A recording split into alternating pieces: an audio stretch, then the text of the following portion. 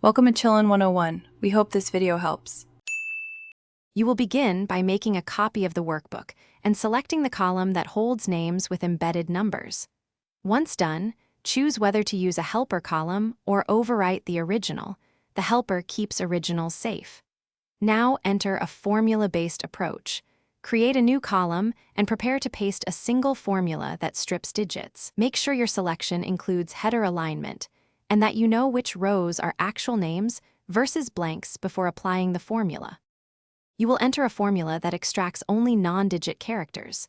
Use text joined together with MID, row, and indirect, or sequence in newer Excel to iterate through each character and exclude 09. Once entered for the first cell, confirm it returns the clean name. If you use older Excel, press Ctrl plus Shift plus Enter for array evaluation. After verifying, drag or copy the formula down to apply to all rows. Make sure spacing and punctuation remain correct and trim extra spaces, with trim if needed. You will finalize by selecting the helper column, copying it, and using paste values over the original name column if you want a permanent change. Otherwise, keep the helper.